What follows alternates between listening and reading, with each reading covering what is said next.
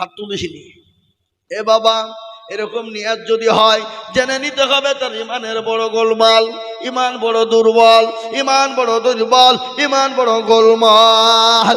আমি আপনাদেরকে বলি, হাত যারা তুলে দিল তারা ভাগ্যবান, তারা ভাগ্যবান, তাদের নসিব ভালো, তাদের মন ভালো, তাদের মন ভালো। আল্লাহ তাদের হেফাজত করবে, হেফাজত করবে। জানে মানে আল্লাহ তাদের বরকত দিবে, আল্লাহ তাদের অবনটল দূর করে দিবে, আল্লাহ তাদের বালা মুসিবতকে দূর করে দিবে।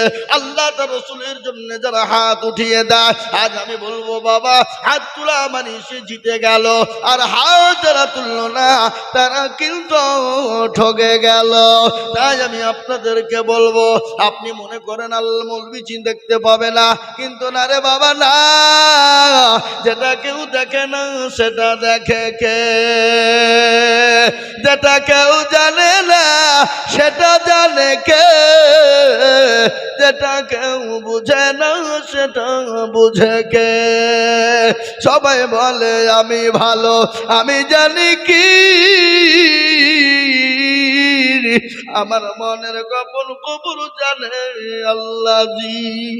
আলোতে আধারে নির্জনেতে কথা কি করেছ তুমি সব জানে সে, তাহারি চোখেতে কেউ যাবে না বাকি, আমি জানি কি।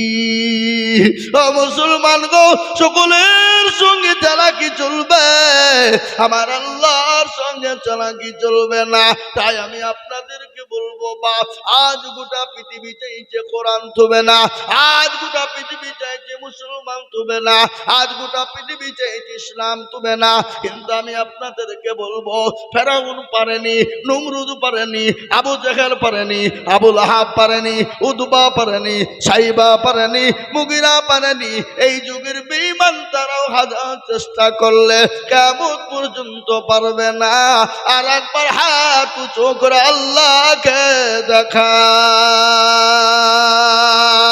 নামিয়ে দেন হাত, খুলুন কুরআন। আল্লাহ কুরআনে বললেন, আল ইয়াউমা নাখতিমু আলা আফওয়াহিহিম ওয়া তুকাল্লিমুনা আইদিহিম ওয়া তাশহাদু আরজুলুহুম বিমা কানু ইয়াকসিবুন।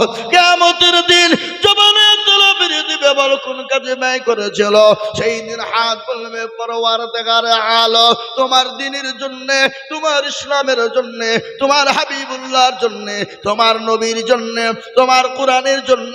ও আল্লাহ, ওই বক্তা আজিজুল বলেছিল, কারা নবীর প্রেমিক, আল্লাহর প্রেমিক, হাতটা তোর দেখি, হাতটা তোলার কারণে জাহান্নামটা হারাম হয়ে যাবে, জান্নাতটা ওয়াজিব হয়ে যাবে।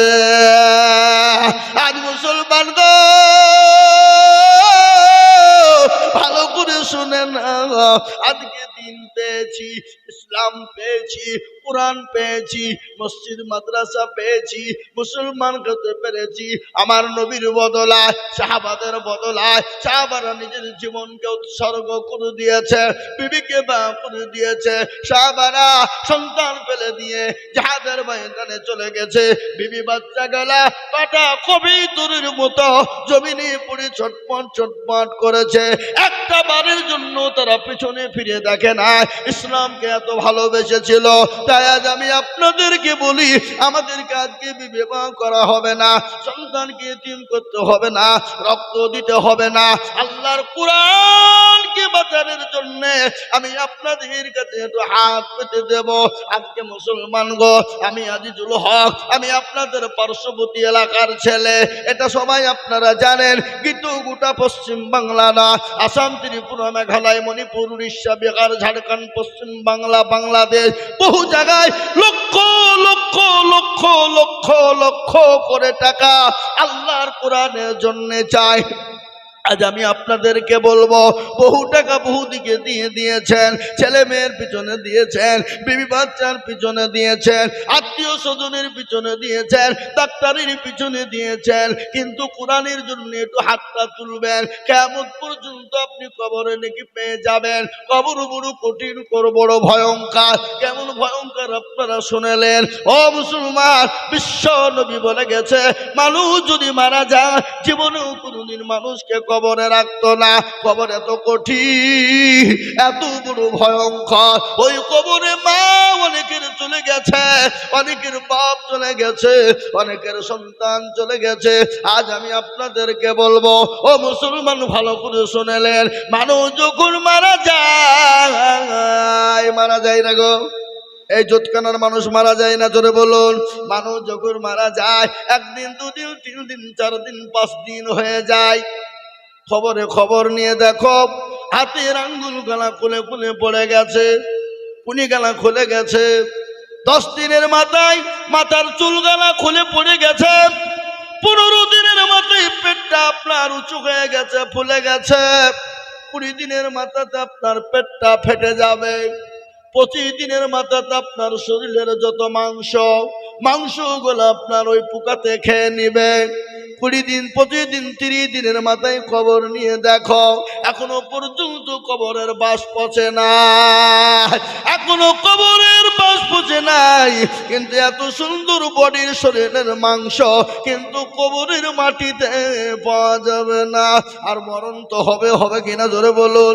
মরণ কখন কার কোন টাইমে হবে তার একটা নমুনা আপনাদেরকে আজকেই দিই। আজকে আমাদের গদুনপাড়া বাজারে হাট ছিল বাবা, আজকে ঘাট ছিল। গদনপাড়া পার করে ব্যাংক আছে, কানাডা ব্যাংক পার করে পাড়া হাউস, মিডিল পয়েন্টে দুইজন ছেলে মোটর সাইকেল নিয়ে আজি যাচ্ছিল বাবা, আজি যাচ্ছিল মাগরিবের আগে আসরের পরে, মাগরিবের আগে আসরের পরে দুইজন বাজার করে নিয়ে বাড়ি যাচ্ছিল।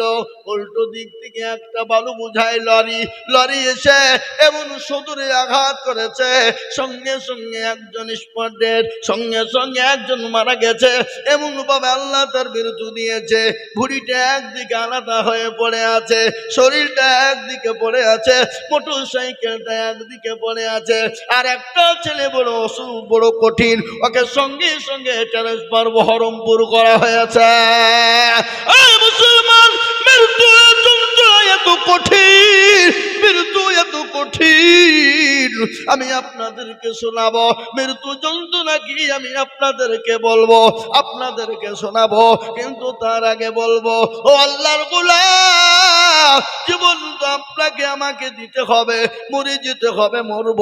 কিন্তু মরার আগে আসুন আল্লাহর কোরআনের খিদমত করে যায়। যতদিন আপনি আমি কবরে শুয়ে থাকবো, পরকালে যাব, এ কোরআন আপনার জন্য সাক্ষী দিয়ে দেবে। তাই কোরআনের জন্য আমি আপনাদের কাছে হাত পাতবো। 50,000 1 লাখ 1.5 লাখ টাকা চাইবো না।